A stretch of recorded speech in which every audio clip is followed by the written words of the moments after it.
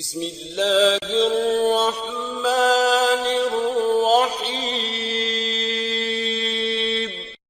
السلام علیکم دوستو، آپ دیکھ رہے ہیں منا بھائی ٹی وی اور میں ہوں آپ کا ہوسٹ ذیشان۔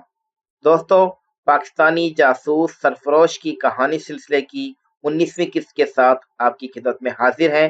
دوستو، پچھلی اقساط میں آپ نے جانا کہ کس طرح پاکستانی جاسوس سرفروش جن کا فرضی نام جمال بھائی ہے، انہوں نے انڈین ایئر فورس کے بیس ہلواڑہ ایئر بیس پر جاسوسی کارروائی کرنے کا فیصلہ کیا اور پھر وہ صبح سویرے بٹھنڈا سے روانہ ہوئے اور انڈین ایئر فورس بیس کے قریبی گاؤں اکال گڑھ میں اتر کر وہاں سے اپنے مشن کے لیے بنیادی ضروری لیکن عام سی چیزیں خریدی اور پھر سارا دن گھنے نیم کے درخت پر چڑھ کر گزارنے کے بعد رات کا اندھیرا ڈھلنے کے فوراً بعد وہ کھراما قدموں سے چلتے ہوئے انڈین ایئر فورس کے بیس کی دیوار کے قریب پہنچے اور پھر وہاں نہایت محنت، جانفشانی اور دلیری کے ساتھ دیوار میں مضبوط ترین دیوار جو کہ کم از کم 4 تہوں پر مشتمل تھی اس میں نقب لگائی اور اپنے اندر جانے کا راستہ ہموار کر کے ایئر بیس میں داخل ہو گئے۔ آگے کے واقعات جانتے ہیں جمال بھائی کی۔ خاصے غور و خوض کے بعد میں اس نتیجے پر پہنچا کہ میں نگران چوکی پر گارڈز کی نظروں میں آنے کا خطرہ مول لے کر کنٹرول ٹاور کی طرف نہیں جا سکتا۔ وہ ذرا سا شک ہوتے ہی چوکی پر نصب بڑی بڑی سرچ لائٹیں روشن کر کے مجھے بآسانی گولیوں سے چھلنی کر ڈالیں گے۔ مجھے پہلے ان کا بندوبست کرنا پڑے گا۔ یہ فیصلہ کرتے ہی میں نے اپنا کینوس بیگ اٹھایا اور دیوار سے چپک کر اس کے تاریک سائے میں بے آواز قدموں سے کنٹرول ٹاور کی قریبی نگران چوکی کی طرف بڑھنے لگا۔ میں وقفے سے رک کر چوکی کا جائزہ بھی لیتا جا رہا تھا، لیکن مجھے وہاں ایک لمحے کے لیے بھی کوئی ہلچل دکھائی نہ دی۔ بالآخر میں چوکی کے عین نیچے پہنچ گیا۔ لکڑی کے شہتیروں اور لٹھوں کو آپس میں جوڑ کر بنائے گئے لگ بھگ 12 فٹ بلند ڈھانچے پر ایک بڑے سے چوبی کیبن یا کھوکھے کی شکل کی اس چوکی سے ایئر بیس کے اندر اور باہر کی یکساں نگرانی کی جا سکتی ہوگی، لیکن اس وقت اس کی شیشہ جڑی کھڑکیوں میں کوئی نگران دکھائی نہیں دے رہا تھا۔ میں نے کھوکھے تک پہنچانے والی لکڑی کے زینے پر پاؤں رکھا تو اس نے بے وقت بے آرام کیے جانے پر دھیرے سے چرچرا کر احتجاج کیا۔ میں نے جھٹ سے پاؤں پیچھے کر کے اوپر کا جائزہ لیا۔ کسی نے جھانک کر نہ دیکھا تو میں دھیرے دھیرے زینہ چڑھنے لگا۔ شکر ہے زینے کی خفگی ابتدائی سیڑھیوں تک محدود رہی۔ درمیان میں زینے نے ایک مستح پلیٹ فارم پر اپنا رخ بدلا اور مزید چند سیڑھیوں کے بعد میں چوکی کے بند دروازے کے سامنے موجود چند فٹ کی ہموار چوبی سطح پر پہنچ گیا۔ ایسا ہی پلیٹ فارم چوکی کے چاروں طرف موجود تھا۔ چوکی کے اندر کم روشنی کا ایک بلب روشن تھا۔ احتیاط سے اندر جھانکنے پر مجھے اندر کوئی دکھائی نہ دیا۔ میں نے کان لگا کر اندر کی سن گن لینا چاہی، لیکن اپنا دل دھڑکنے کی صدا کے علاوہ کوئی آواز سنائی نہ دی۔ قدرے توقف کے بعد میں نے دھیرے سے چوکی کے دروازے کو کھینچ کر باہر کھولنے کی کوشش کی اور ناکام ہونے پر اندر دھکیلنے کی کوشش کی، مگر وہ دروازہ ٹس سے مس نہ ہوا۔ میرے لیے یہ توقع کے عین مطابق تھا، لیکن اس کے باوجود مجھے مایوسی کا احساس ہوا۔ اب مجھے یہ فیصلہ درپیش تھا کہ دروازہ کھولنے کے لیے کیا ترکیب استعمال کی جائے، اور میرے پاس زیادہ وقت بھی نہیں تھا۔ دروازہ کھٹکھٹانے کا مطلب تو خودکشی ہوتا۔ ایک صورت یہ تھی کہ دروازے کی اندرونی چٹکی یا کنڈی توڑ دی جائے، لیکن ایسا کرنے کے دوران ہونے والا شور گہری نیند میں سوئے گارڈ یا گارڈز کو بھی جگا سکتا تھا۔ تو پھر کیا کیا جائے؟ کھڑکیوں میں سے کسی کا شیشہ توڑ کر اندر گھسنے کی کوشش کا بھی یہی انجام ہوتا۔ وقت تیزی سے گزر رہا تھا، لہٰذا خطرہ مول لینا ناگزیر تھا۔ میں نے کامیابی کی امید موہوم ہونے کے باوجود محض قسمت آزمائی کے لیے ہاتھ کے زور سے اپنی طرف والی بڑی سی شیشہ جڑی کھڑکی کو ایک طرف کھسکانا چاہا۔ زور لگانے کے باوجود کھڑکی میں کوئی جنبش نہ پا کر مجھے مایوسی ہوئی، لیکن ہمت ہارنے کے بجائے میں نے باقی کھڑکیوں پر بھی باری باری قسمت آزمائی کا فیصلہ کیا۔ میں 3 اطراف کی 6 کھڑکیاں کھسکانے میں ناکامی کے بعد چوکی کا پورا چکر لگاتے ہوئے 4 دیواری کی بیرونی چوتھی سمت واقع کھڑکیوں کی طرف پہنچا اور محض رسماً پہلی کھڑکی دھکیلی۔ میرا دل خوشی سے پھڑک اٹھا۔ کھڑکی میں ہلکی سی جنبش ہوئی تھی۔ میں نے دھڑکنوں کو قابو میں کرتے ہوئے کھڑکی مزید دھکیلی، حتیٰ کہ وہ آدھی کھل گئی۔ میں نے اندازہ لگایا کہ اتنی جگہ اندر داخل ہونے کے لیے کافی ہے۔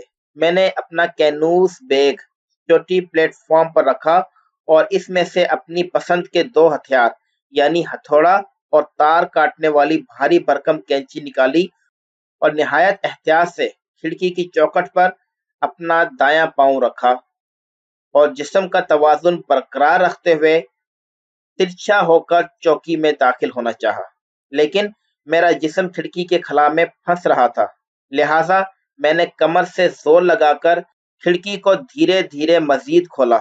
اس دوران میری نظریں چوکی کے فرش پر دراز 2 افراد پر جمی ہوئی تھی۔ ان میں سے ایک نے رضائی اوڑھ رکھی تھی، جبکہ دوسرا خاکی رنگ کے موٹے سے کمبل میں لپٹا ہوا تھا۔ مجھے دروازے کے پاس چوبی دیوار کے ساتھ کونے میں رکھی ایک چھوٹی سی میز کے سہارے ایک رائفل کھڑی دکھائی دی۔ دوسری رائفل شاید ان میں سے کوئی ایک اپنے پہلو میں دبکائے سو رہا تھا۔ میں نے کیبن کے اندر کی صورتحال سے مطمئن ہو کر پہلے اپنا دایاں پاؤں اندر لٹکایا، پھر ترچھا ہو کر اندر داخل ہونا چاہا، لیکن جسم کے پھنسنے کی وجہ سے مجھے کھڑکی کو کمر سے دھکیل کر مزید کھولنا پڑا۔ اندر پہنچ کر میں نے ایک بار غور سے چوبی فرش پر مہوے خواب دونوں افراد کو دیکھا اور پھر تیزی سے رائفل کی طرف لپکا، لیکن میری یہ جلد بازی مجھے مہنگی پڑی۔ میں نے ہتھوڑا اور کینچی بائیں ہاتھ میں اکٹھی تھام رکھی تھی۔ میرے تیزی سے قدم اٹھانے پر جھٹکا لگنے سے بھاری بھرکم کینچی میرے ہاتھ سے پھسل کر کمبل میں لپٹے شخص کے جسم پر جا گری۔ اللہ جانے کینچی کی نوک چبھی یا وزنی دھات ٹکرانے کا نتیجہ تھا، کمبل میں ہلچل پیدا ہوئی اور کمبل گزین شخص منہ سے بے معنی الفاظ نکالتا ہوا ہڑبڑا کر اٹھ بیٹھا۔ لگ بھگ 40 سال کے اس مضبوط بدن سکھ فوجی کو ہوش سنبھالنے میں چند لمحے لگے، لیکن صورتحال بھانپتے ہی اس کے ہوش اڑ گئے، کیونکہ میں اس دوران میں جھپٹ کر نہ صرف رائفل اپنے قبضے میں کر چکا تھا بلکہ اسے کاک کر کے گولی چلانے کے لیے تیار بھی ہو چکا تھا۔ رائفل کی نال کا رخ صرف چند فٹ کے فاصلے سے اپنی چھاتی کی طرف دیکھ کر اس کی حیرت سے پھیلی آنکھوں میں خوف بھی جھلکا۔ وہ اپنی ہمت سمیٹ کر کچھ کہنا ہی چاہتا تھا کہ میں نے گردن کو دائیں بائیں جنبش دے کر اسے زبان بند رکھنے کا اشارہ کیا۔ میرا خیال ہے رائفل کی آنکھ کا حکم بہتر تفہیم کے ساتھ اس تک پہنچ گیا تھا، جس کی تعمیل میں اس نے فوراً ہونٹ بھیج لی۔ میرا ذہن تیزی سے سوچ رہا تھا کہ اب مجھے کیا کرنا ہے۔ میرے فیصلے تک پہنچنے کے چند لمحوں کے دوران اس نے کن اکھیوں سے پہلے کمبل پر پڑی کینچی کو اور پھر اپنے ساتھی کی طرف دیکھا، جو دسمبر کی بے رحم ٹھنڈ میں راحت بخش گرمائش پہنچانے والی رضائی میں اتنی گہری نیند سو رہا تھا کہ اچھے خاصے شور کے باوجود اس کی نیند نہیں ٹوٹی تھی۔ میرے پاس ضائع کرنے کے لیے ایک لمحہ بھی نہیں بچا تھا۔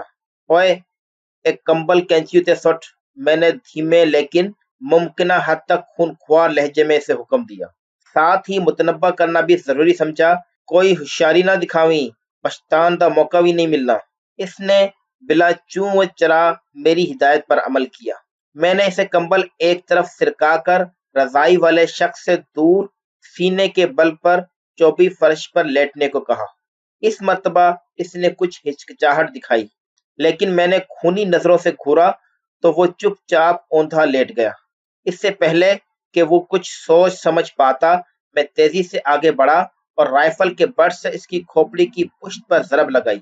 اس کی پیشانی کھٹاک سے فرش پر ٹکرائی اور وہ بائیں پہلو پر لڑک گیا۔ اس کی کھوپڑی تڑکنے میں کوئی شبہ نہیں تھا، لیکن میں اس کی موت کا تعین کرنے کے بجائے तेजी से करीब ही पड़े शख्स की तरफ लपका और एक झटके से इसकी रजाई उलट दी और राइफल का बट एक बार फिर आजमाना चाहा, लेकिन फिर मैं रुक गया। रजाई हटने के बावजूद इसकी आंखें नहीं खुली थी और वो बदस्तूर खराटे भरता रहा। तभी मुझे इसकी मदहोश नींद का राज मालूम हो गया। इसके सरहाने देसी शराब की खाली बोतल उल्टी पड़ी थी। अभी घंटों तक इसके होश में आने का कोई खदशा नहीं था।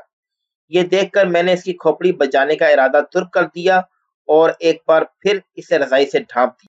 अलबत्ता मैंने इसकी बगल में दीवार के साथ पड़ी राइफल जरूर उठाकर मेज के किनारे खड़ी कर दी थी।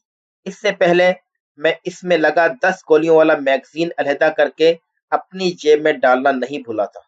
अपनी कारकर्दगी से मुतमिन होकर मैंने राइफल शाने से लटकाकर इस बार तफसीलन केबिन का जायजा लिया। तभी मेरी नजरें मेज की 2 बड़ी बड़ी दराजों पर मरकूज हो गईं। मैं वक्त जाया किए बगैर तेजी से आगे बढ़ा और पहली दराज खोली। मुझे इसमें से राइफल के कारतूस का एक बक्स मिला। मैंने मुट्ठी भर भर कर खासी तादाद में कारतूस जेब में ठोंस लिए। इसके बाद मैंने दूसरी दराज खींची। महदूद रोशनी के बावजूद अंदर मौजूद बड़ी सी दूरबीन पर नजर पड़ते ही मेरा दिल खुशी से नाच उठा। इस सूरत हाल में इससे ज्यादा काम की चीज भला क्या हो सकती थी। मैंने धड़कते दिल के साथ आला दर्जे की वो दूरबीन निकाली और बड़े अजसों पर चढ़े खोल हटाकर आंखों से लगाई। मेरी नजरों का हदफ एयरबेस का कंट्रोल टावर था। वो दूरबीन मेरी तवक्का से कहीं ज्यादा ताकतवर निकली। यूं लगा जैसे खासी दूर वाक़े कंट्रोल टावर का शश पहलू कैबिन मेरी नजरों के ऐन सामने चंद फीट के फासले पर मौजूद हो। तारीकी के बावजूद बआसानी इसका जायजा ले सकता था। मुझे इसके बड़े से कैबिन की 6 तरफ वाक़े बड़ी बड़ी शीशा जुड़ी खिड़कियों में कोई रोशनी दिखाई न दी। कैबिन के बैरूनी चौड़े प्लेटफॉर्म पर भी कम से कम 3 अतराफ तो कोई गार्ड दिखाई नहीं दे रहे थे। मेरे अंदाजे के मुताबिक कंट्रोल टावर की जमीन से बुलंदी कम से कम 70-80 गज रही होगी। वो एक बड़ी सी खोखले सतून नुमा इमारत पर वाक़ था। इस तक जाने वाली सैकड़ों सीढ़ियां भी सतून के अंदर से ऊपर चढ़ती होंगी। इस इमारत का जमीन दरवाजा पहलू या उकम में होने की वजह से मुझे दिखाई नहीं दिया। कंट्रोल टावर में किसी की मौजूदगी के आसार ना पाकर मैंने इस तक पहुंचने के रास्ते में हायल खतरात का जायजा लेने के लिए पहले अपने दाएं तरफ 1.5 फरलांग फासले पर 4 दीवारी पर मौजूद निगरान चौकी का जायजा लिया। मुझे वहां रोशनी तो नजर आई, ताहम कोई गार्ड दिखाई न दिया। तभी मुझे अदराक हुआ कि किस्मत ने मुझे कितने बड़े खतरे से बचा लिया है। मेरे दीवार में नकब लगाने और इस निगरान चौकी में पहुंचकर सारी कार्रवाई करने के दौरान अगर इस चौकी में तैनात कोई गार्ड दूरबीन से देख रहा होता तो मेरी सारी कारकर्दगी खाक में मिल जाती और मैं आसानी से इनकी नजरों में आ जाता। इस चौकी की तरफ से मुतमईन होने के बाद मैंने बाएं तरफ वाक़े निगरान चौकी की तरफ नजरें दौड़ाई। एयरबेस की इमारत भी इसी तरफ वाक़ थी। मुझ पर इंकशाफ हुआ कि इस तरफ जाने वाली दीवार कोई फरलांग भर आगे जाकर बाएं तरफ मुड़ गई थी और एयरबेस का अहाता बहुत चौड़ा हो गया था।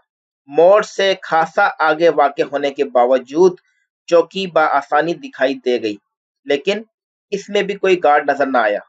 पंजाब की सख्त सल्ती मेरी हर मुमकिन मदद करने के लिए आमादा थी। दूरबीन इतनी ताकतवर थी कि मुझे 1 मील से भी ज्यादा फासले पर वाक़ साफ सुथरी छोटी बड़ी इमारतें और इनके आसपास मौजूद गाड़ियां भी साफ दिखाई दे रही थी। इनसे खासा आगे बैरक नुमा इमारतें थी। इनसे लगभग 100 गज आगे मरकजी रनवे की चौड़ी और गहरी स्याह पट्टी शुरू हो जाती थी, जिसके एक तरफ एक भारी भरकम बार बरदार त्यारा दिखाई दे रहा था। कुछ और आगे 2 भदे से बहुत बड़ी जिसामत के हेलीकॉप्टर खड़े थे। इनसे जरा फासले पर एक हल्का टिड्डा नुमा हेलीकॉप्टर मौजूद था। अलबत्ता मुझे रनवे पर एक सिरे से दूसरे सिरे तक कोई फाइटर जेट दिखाई नहीं दिया। दोस्तों, अगर हमारी वीडियो पसंद आए तो वीडियो को लाइक करना और चैनल को सब्सक्राइब करना मत भूलिएगा। मिलते हैं जल्द ही एक नई वीडियो के साथ इंशाल्लाह। तब तक के लिए अपना ख्याल रखिएगा। अल्लाह हाफ़िज़।